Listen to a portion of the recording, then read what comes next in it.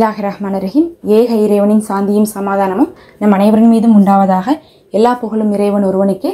நம்ம தினமும் ஒரு இபாதத் பார்த்துறோம். இன்னைக்கு பார்த்திங்கன்னா இஃப்தாருடைய நேரத்தில், நோன்பு திறக்கக்கூடிய நேரத்தில் இந்த ஒரு சலவாத்தை துவாவையும் சேர்த்து ஓதிக்கொள்ளுங்க. இதை நம்ம துவான்னு சொல்லலாம், சலவாத்துன்னு சொல்லலாம். ஏன்னா இது பார்த்திங்கன்னா இரண்டும் சேர்ந்த ஒரு கலவையாகத்தான் வரும்.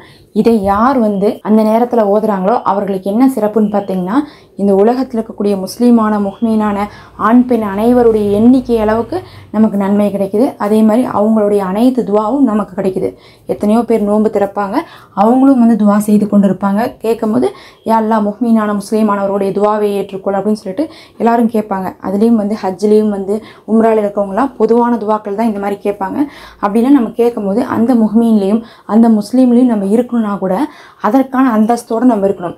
இதை யார் ஓதுறாங்களோ அவர்களுக்கு உலகத்தில் உள்ள முஹ்மீனான முஸ்லீமானவர்களுடைய இன்னும் படைப்பினங்களுடைய துவாக்கள் எல்லாமே கிடைக்கிறதுக்கு காரணமாயது. இன்னும் அவர்களுக்காக நீங்களும் துவா செய்த நன்மை உங்களுக்கு கிடைக்குது.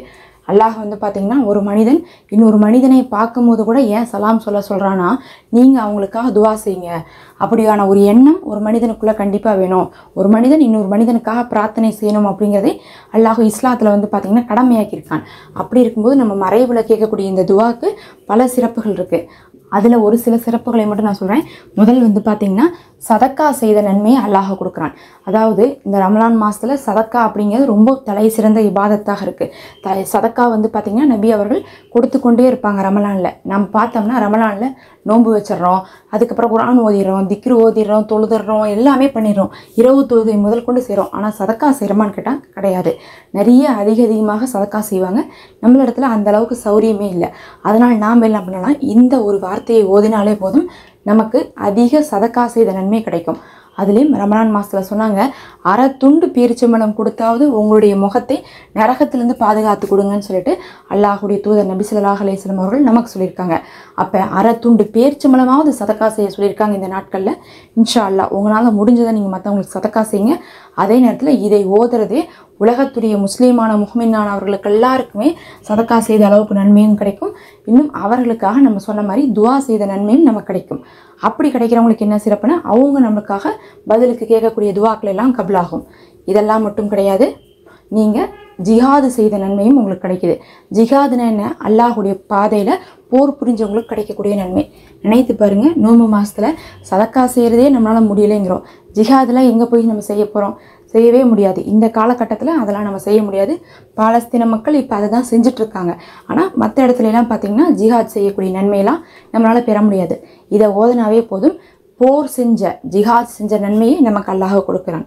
அந்த ஒரு சலவாத் தான் அல்லாஹும்ம சல்லியலா முஹம்மதின் அப்திக்க வ ரசூலிக்க வ சல்லியலல் முஹ்மினீன வல் முஹ்மினாத்தி வல் முஸ்லிமீன வல் முஸ்லிமாத் அப்படின்னு என்ன அர்த்தம்னா, யா அல்லாஹ் நபி ஸல்லல்லாஹு அலைஹி வஸல்லம் அவர்கள் உன்னுடைய அடியாரான அவருக்கு நீ சாந்தியும் ரஹ்மத்தையும் கொடுப்பாயாக. இன்னும் அவர்களுடைய குடும்பத்தாருக்கும் எங்களுக்கும் முஹ்மீனான முஸ்லீமான ஆண் பெண் அனைவருக்குமே நீ சாந்தியும் ரஹ்மத்தையும் கொடுப்பாயாக அப்படின்னு நம்ம கேட்குறோம்.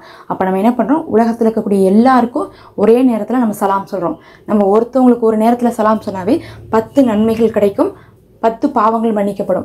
அப்போ உலகத்தில் இருக்கக்கூடிய முஸ்லீமானவங்களுக்கு எல்லாத்துக்குமே ஒரே நேரத்தில் நம்ம சலாம் சொல்லும் போது நம்ம அவங்களுக்காக துவா செய்ததுக்கு சமமாகும். அப்போ அல்லாஹ் நமக்கு ஒவ்வொருத்தவங்களுடைய தலையளவுக்கு நமக்கு 10 நன்மைகளை எழுதுவான், 10 பாவங்களை மன்னிப்பான், அவர்களுடைய துவாக்களை எல்லாம் நமக்கு கொடுப்பான். இன்னும் நபி அவர்கள் மீதும் சலவாத்து சொல்லக்கூடியது ரொம்ப சிறப்புக்குரிய அமலாக இருக்குது. 10 முறை பார்த்திங்கன்னா அல்லாஹும் உங்கள் மீது அருள் புரிவான். அப்படி நம்மளுடைய தேவைகளை எல்லாம் அப்படி நம்ம இதை ஓதுறதுனால, அப்போ இதை நம்ம ஓதுறதுனால எல்லாமே 10 மடங்காக நமக்கு கிடைக்குது அல்லாஹுடைய புறத்துலேருந்து. இதை தான் நீங்கள் என்ன பண்ணணுன்னா, இஃப்தாருடைய நேரத்தில் குறைஞ்சது ஒரு முறையாவது ஓதிக்கொள்ளுங்க. நம்ம இதையெல்லாம் பார்த்திங்கன்னா அதிகமான எண்ணிக்கையில் ஓதுறதும் இன்னும் அதிக சிறப்புகள் தான் இருக்கும். அதனால் நீங்கள் ஒற்றைப்படைகளில் அதிகப்படுத்திக்கலாம். 3 முறை 5 முறை 7 முறைன்னு சொல்லிட்டு என்ன பண்ணலாம், ஓதிக்கொள்ளலாம். ஓதிக்கொண்டு அல்லாஹோட துவா செய்யுங்க. அந்த நேரத்தில் நீங்கள் கேட்கக்கூடிய துவாவை அல்லாஹ் மறுக்க மாட்டான். ஏன்னா ஒரு நோம்பாளி நோன்பு வச்சு கடைசி நேரத்தில் அல்லாஹோடத்தில் உட்காந்து துவா கேட்டாங்கன்னா அந்த துவாவுடைய பவர் அப்படிங்கிறது பார்த்திங்கன்னா அந்த ஒரு நோம்புடைய முழு நன்மையும் கொண்டதாக இருக்கும். அதனால் அது மறுக்கப்படாமல் கபுலாக்கப்படும்.